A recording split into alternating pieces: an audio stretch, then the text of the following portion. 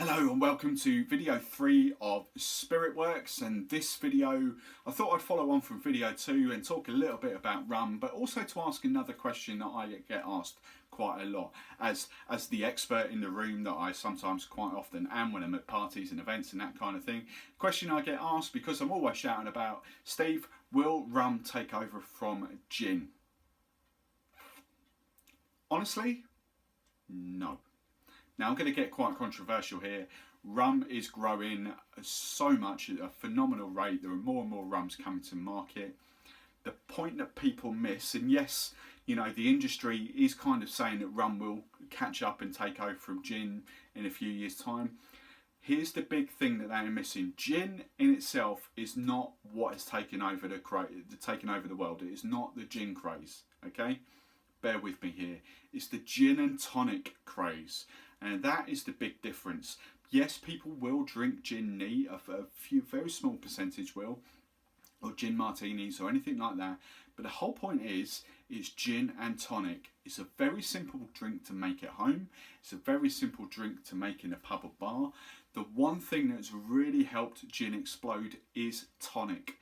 Now, Schweppes and Britvic, you know, it's pubs and bars, but it was all you could get up until, I think, early 2000s, something like that, when Fever Tree came on the scene. But even then, Fever Tree only really had their normal and their light variants back then. But they kind of hit it with their marketing, and it's a phenomenal marketing line. If 2/3 of your drink is the mixer, why compromise? That's kind of what Fever Tree is all based around, its quality and that. So where am I going with this?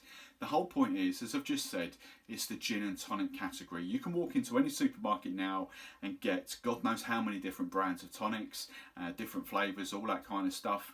In my unit, I've got probably about 13 or 14 different tonics that I use on events from a few different brands. But that's the thing, rum hasn't got that. Rum has not got a very distinctive bar call like gin and tonic. Yes, there are some phenomenal drinks out there. We're talking your dark and stormies like rum and ginger beer. You're talking Cuba Libras now, obviously that's associated with a couple of brands, but yeah, rum and coke. You've got pina coladas, mojitos, mai tais, daiquiris, all the other rum drinks that I'm instantly forgetting at this moment in time. But they are bar calls and they are cocktails, and yes, while they're not the most complicated of things to make at home, they involve a little more effort compared to a simple gin. Crack open a bottle of tonic and garnish it with your favourite fruit or herb. That's as simple as it gets with gin and tonic. Rum is a bit more in depth. Now, until a big brand comes over and takes over the UK and creates a soft drink, or not creates, but brings a soft drink over here. Now we've got Ting over in the Caribbean. It's like Lilt, but without the pineapple. Lovely grapefruit soda, things like that. Ginger beer. Until someone creates a very distinctive bar call, like gin and tonic for rum, it's still going to be gin that keeps on growing and growing and growing. Now, one thing I want you to appreciate is that gin for us as a craze has been around a very, very long time. Myself as a bartender, you know, back when I started, yes, I had Tanqueray, Bombay, Plymouth, Beefeater, Gordon's. But actually in the early 2000s, Hendrick's for me was the game changer. Hendrick's came along, decided that they were going to do things slightly differently. Cucumber and rose petals in their gin. Let's not have a very juniper-led, very citrusy gin. Let's change the landscape a bit.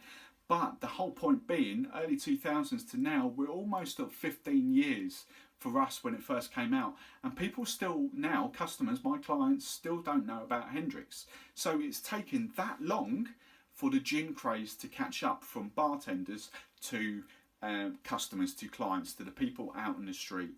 That's how long it's taken gin to become to the point that it is now. Rum, yes, rum I think is probably 5-7 years behind gin in that respect, but rum still isn't going to take off until we've got that one, in my opinion, that one specific bar call. Rum and coke, you know, people are not drinking coke really these days. They're a bit more sophisticated with the drinks, so rum needs a mixer. That's what it needs to explode. As soon as that comes along, then yes, you might see them, but for the time being, gin and tonic is just going to grow and grow and grow. Rums, yes, they're going to grow, but it's going to be more cocktail related. So I hope that answers that question. I'd love to know your thoughts and your opinions. I'm not slating rum because I love rum. I'm a big rum fan. I'm a gin fan as well, but I'm more of a rum fan. But until we see that point where there's a mixer come along in the scenes that you can get quite easily, that appeals to everyone, gin's still going to be the winner. So I hope you like that. I'd love to know your opinions. Hit the comments below, give me a shout out there. And then if you haven't done already, hit the subscribe button, because then you'll know when video 4 is out. I've been Steve the Barman, and I will catch you very soon.